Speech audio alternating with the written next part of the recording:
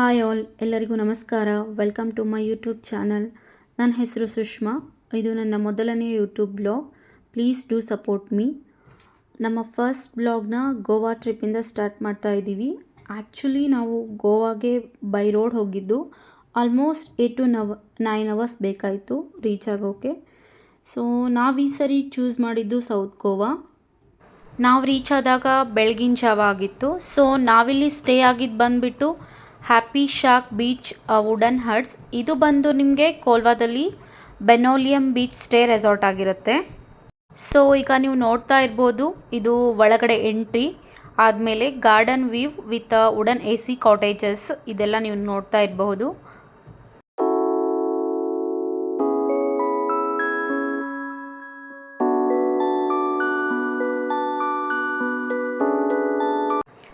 ಇದು ಬಂದ್ಬಿಟ್ಟು ನಮ್ಮ ರೂಮ್, ಲೈಕ್ ನಾವು ಸ್ಟೇ ಮಾಡಿರೋ ರೂಮ್ ಆಗಿರುತ್ತೆ ಇದು.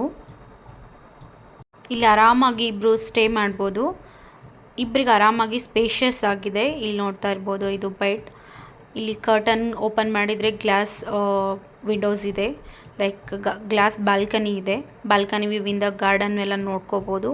ವಾಶ್ರೂಮ್ ಕೂಡ ಸ್ಪೇಷಿಯಸ್ ಆಗಿತ್ತು. ಒಂದು ಶೆಲ್ಫ್ ಕೊಟ್ಟಿದ್ದಾರೆ, ಒಂದು ಮಿರರ್ ಇದೆ, ಚೆನ್ನಾಗಿತ್ತು. ಇವಾಗ ನೀವು ಇಲ್ಲಿ ನೋಡ್ತಾ ಇರೋದು ಬಂದುಬಿಟ್ಟು ಬೀಚ್ಗೆ ಹೋಗೋ ವೇ. ಸೊ ಇಲ್ಲಿಂದ ನಡ್ಕೊಂಡು ಕೆಳಗಡೆ ಹೋದರೆ ನಿಮಗೆ ಬೀಚ್ ಕಾಣಿಸುತ್ತೆ. ಜಸ್ಟ್ ಫಾರ್ ಒಂದು 20 ಮೀಟರ್ ಡಿಸ್ಟೆನ್ಸ್ ಇರ್ಬೋದು ರೂಮ್ಗೂ ಮತ್ತು ಬೀಚ್ಗೂ. ಇವಾಗ ಇಲ್ಲಿ ಏನು ನೋಡ್ತಾ ಇದ್ದೀರಾ, ಇದು ಬಂದುಬಿಟ್ಟು ರೆಸಾರ್ಟ್ದು ಕೆಫೆಟೇರಿಯಾ ಅಂತ ಹೇಳ್ಬೋದು. ಇಲ್ಲಿ ಆರಾಮಾಗಿ ರಿಲ್ಯಾಕ್ಸೇಷನ್ ಮಾಡ್ಬೋದು ಕೂತ್ಕೊಂಡು. ಇಲ್ಲಿ ಕಿಚನ್ ಲೈಕ್ ಫುಡ್ ಕೂಡ ಅವೈಲಬಿಲಿಟಿ ಇದೆ. ಲೈಕ್ ಅವರು ನಿಮಗೆ ವೆಜ್, ನಾನ್ ವೆಜ್, ಮಾಕ್ಟೈಲ್ಸ್, ಕಾಕ್ಟೈಲ್ಸ್ ನಿಮಗೆ ಏನು ಬೇಕೋ ಅದೆಲ್ಲ ಇಲ್ಲಿ ಸಿಗುತ್ತೆ. ನೀವು ಆರಾಮಾಗಿ ತಿನ್ಕೊಂಡು, ಆರಾಮಾಗಿ ಏನಾದರೂ ಕುಟ್ಕೊಂಡು, ಆರಾಮಾಗಿ ಸ್ಟೇ ಮಾಡಿಕೊಂಡು ನೀವು ಬೀಚ್ ವ್ಯೂನ ಎಂಜಾಯ್ ಮಾಡ್ಬೋದು ಇಲ್ಲಿ ಕೂತ್ಕೊಂಡು. ನಿಮಗೆ ಬೇಕಿತ್ತು ಅಂದರೆ ಕೆಳಗಡೆ ಹೋಗಿ ಇಲ್ಲಿ ಏನು ಹೇಳ್ತಾರೆ ನನಗೆ ಗೊತ್ತಾಗ್ತಿಲ್ಲ, ಚೇರ್ಸ್ಗಳೆಲ್ಲ ಇದೆ, ಅಲ್ಲೂ ಕೂತ್ಕೊಂಡು ನೀವು ಆರಾಮಾಗಿ ಬೀಚ್ ವ್ಯೂನ ಎಂಜಾಯ್ ಮಾಡ್ಬೋದು.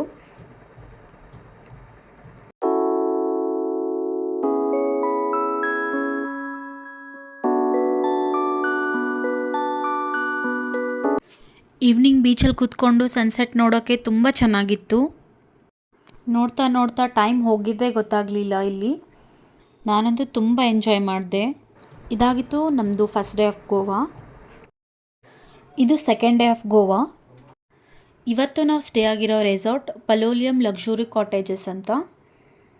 ಇವಾಗ ಬಂದು ಜಸ್ಟ್ ಚೆಕ್ ಇನ್ ಆಗಿದ್ದು. ಇದು ಬಂದುಬಿಟ್ಟು ಎಂಟ್ರೆನ್ಸ್ ಆಗಿರುತ್ತೆ. ನೀವು ನೋಡ್ತಾ ಇರ್ಬೋದು, ಸೇಮ್ ಇದು ನೆನೆ ಥರನೇ ವುಡನ್ ಕಾಟೇಜಸ್ ಇದೆ. ಬಟ್ ಏನಪ್ಪ ಅಂತಂದರೆ ನಾವು ನೆನ್ನೆ ಸ್ಟೇ ಆಗಿದ್ದು ಬೀಚ್ಗೆ ನಿಯರ್ ಇರೋ ರೂಮಲ್ಲಿ ನಾವು ನೆನ್ನೆ ಸ್ಟೇ ಆಗಿದ್ವಿ.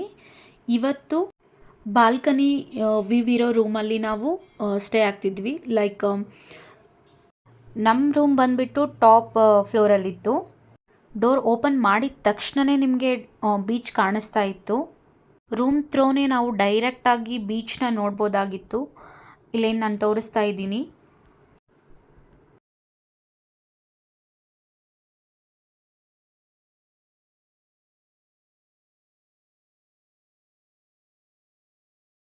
ಇದು ಸೆಕೆಂಡ್ ಡೇ ಈವ್ನಿಂಗ್. ನೆನ್ನೆ ಥರನೇ ಸೇಮ್ ಇವತ್ತು ಕೂಡ ನಾವು ಬೀಚಲ್ಲಿ ಕೂತ್ಕೊಂಡು ಸನ್ಸೆಟ್ನ ನೋಡ್ತಾ ಇದ್ದೀವಿ.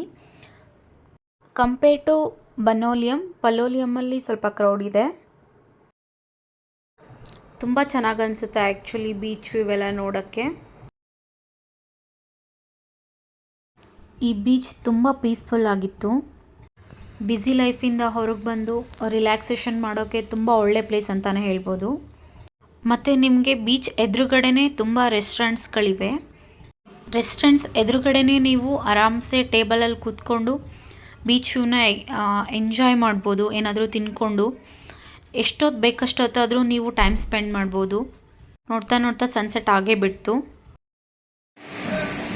ಹಾಗೆ ನಾವು ನೈಟು ಒಂದು ಇಲ್ಲಿ ಪಾರ್ಟಿ ಅಟೆಂಡ್ ಮಾಡಿದ್ವಿ. ಲೈಕ್ ಇದು ಒಂದು ಲೈವ್ ಮ್ಯೂಸಿಕ್ ಶೋ ರೆಸ್ಟೋರೆಂಟಲ್ಲಿ ಒಂದು ಇತ್ತು. ಇತ್ತು. ಸೊ ನಾವು ಕೂಡ ಅಟೆಂಡ್ ಆಗಿದ್ವಿ. ತುಂಬಾ ಚೆನ್ನಾಗಿತ್ತು ಇಲ್ಲಿ experience.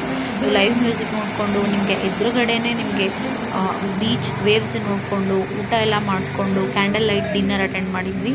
It was so good experience. ತುಂಬಾ ಚೆನ್ನಾಗಿತ್ತು. ಸೊ ಈ 2 ರೆಸಾರ್ಟ್ದು ಡೀಟೇಲ್ಸ್ ಬೇಕಿದ್ದರೆ ಡಿಸ್ಕ್ರಿಪ್ಷನಲ್ಲಿ ಹಾಕಿರ್ತೀನಿ, ಚೆಕ್ ಮಾಡಿ.